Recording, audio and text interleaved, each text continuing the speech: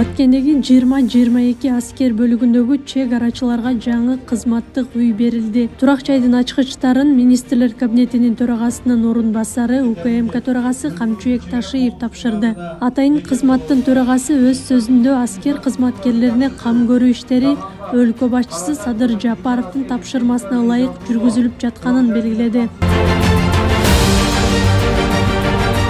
Саламатсыңарбы жолдоштор?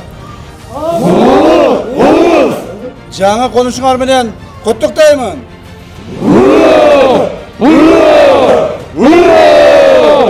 Эркектер.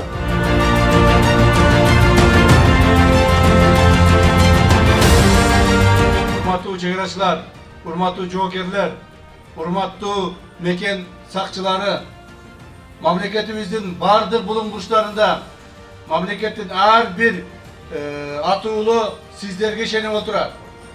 Мамлекетибиздин башчысынан баштап ар бир атуулуна чейин сиздердин кылган ак эмгегиңиздер чегараны коргоп, эр жүрөктүүлүк менен коргоп, душманды чегарабыздан өткүзбөй, эгерде өтүп келген душман болсо, артына кууп чыгып, мамлекетибиздин бир да метр жерини бирөөгө бербестен сактап калганыңыздар ар бир жарандын эсинде. Мындай чоң кагылышуу биздин мамлекетибизде 2021-2 жылдары болуп өттү. Мамлекеттин тарыхында мындай чоң кагылышуу болгон эмес. Мына ошол кагылышууну токтотуп, душмандын мизин кайтарып, мамлекетибизди толук бүтүн бойдон сактап калган силерге рахмат жана таазим. Бул силердин мамлекетке берилгендигиңер, мамлекетти сүйгөндүгүңөр, элибизди, журтубуздун ак кызмат кылып, өзүңөрдүн аскердик наамыңарга татыктуу болгонуңардын эң негизги маселеси. Урматтуу чегарачылар, урматтуу мекен коргоочулары, мындан ары да мамлекет сиздерге кам көрөт. Мамлекет кам көрөт, бардык сиздерге керектүү маселелерди чечебиз. Мурдагыдай мына ушул жерде кызмат кылгандардын көпчүлүгүңүздөр көп жылдардан бери кызмат кылып келе жатасыздар. Мен ачык эле айтып коеюн. Ушуга чейин мындан 2-3 жыл мурда мамлекетибиздин акыбалы кандай эле? Силерге камсыздоо кандай эле? Мына азыр таптакыры баары түп тамыры менен өзгөрдү. Бардыгы сиздердин мекен коргоочулардын кайсы бир деңгээлде керектүү маселелерди чечүүгө арналды. Ошондуктан мен дагы бир жолу ишеничтүү түрдө айта аламын. Сиздер мекен үчүн, мамлекет үчүн, эри жерим үчүн деп аттанып чыккан, кызматка келген адамдарсыздар. Ошондуктан биз сиздерге ишенебиз, ишиңерде ийгилик болсун, ден соолукта болуңуздар, бала чака менен ойноп, күлүп, эли журтубуздун тынчтыгын сактоого мындан ардан салымыңыздарды кошо бериңиздер. Рахмат баарыңыздарга. Ата мекенге бөрүгө кызмат кылам. Рахмат.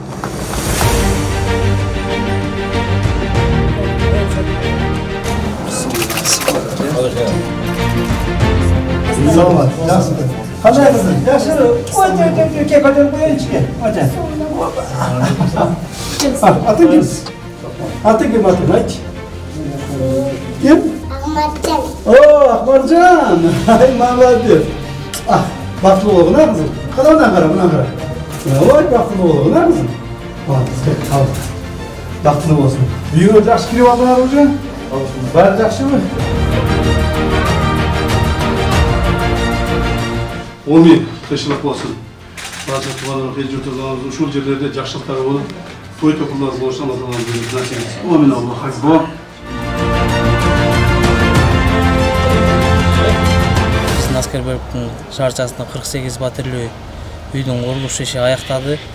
Бүгүн белгилеп кетчү маселе сиздер көргөндөй 48 үй бүлө бүгүн жаңы үйлөргө ээ болуп, жаңы конуштарга кирдик десек жаңылышпайбыз. Бул боюнча өздүк курамдан кубангандыгында өзүңүздөр көрдүңүздөр. Бул деген мамлекет тарабынан аскер кызматкерлерге кам көргөндүгү, ошондой эле социалдык жактан маселелерди жакшырткандыгын байкадыңыздар өзүңүздөр. Андан сырткары дагы башка объектилерибиз курулуп атат.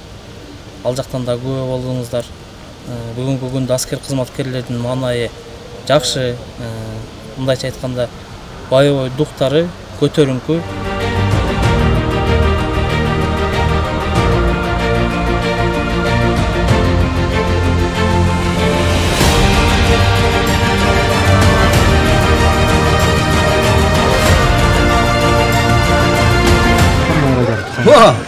Так, салам алейкум.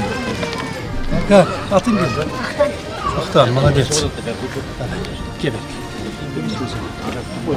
Geç. Seni götüreyim. Mağda otur buna. Otur. Vah. Vah, gördün mü? Ya, buna soldat bulasın sen adam. Eldi korkuyorsun bu. Mamleket karaysın bu. Молодец, gel. Öp koyayım, gel. Ah, молодец. Aktör jigit bakın.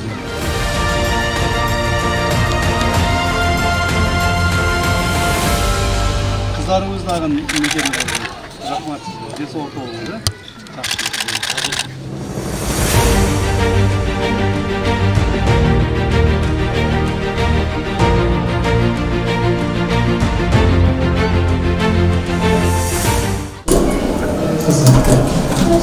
Турак жайлуу болгон мекен сакчылары көп жылдык мээнети бааланып, жетекчилик тарабынан колдоо көрсөтүлүп жатканына ыраазы.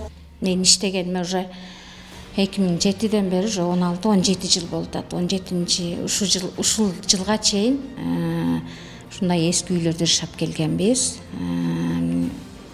Азыр абдан кубанычтабыз. Ушул үйлөрдү салып бизге кубаныч тартуулап отурушат. Бизге аябай эле чоң жаңылык бул. Үй салынып, аябай ушундай жаңы батирлүү болгонубузга мен аябай кубанычтамын да. Камчыбек Ташиев турак жайларды тапшырган соң аскер кызматкерлери үчүн курулуп жаткан жаңы имараттын курулуш иштеринин жүрүшү менен таанышты. Имаратты сапаттуу курууну жана курулушту тездетүү боюнча тиешелүү жетекчилерге тапшырма берди.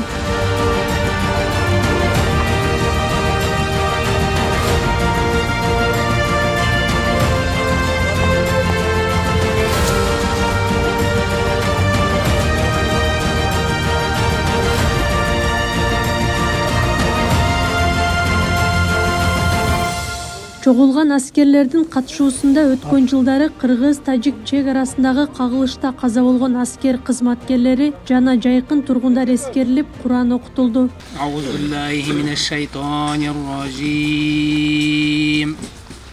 Bismillahirrahmanirrahim.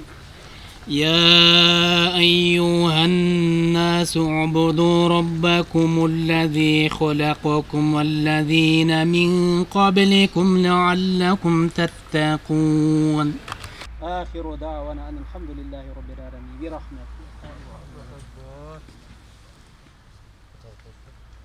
Акылай Карабаева, Замирбек Тойчубаев, Кымбатбек Абдисамат уулу, Регион телеканалы.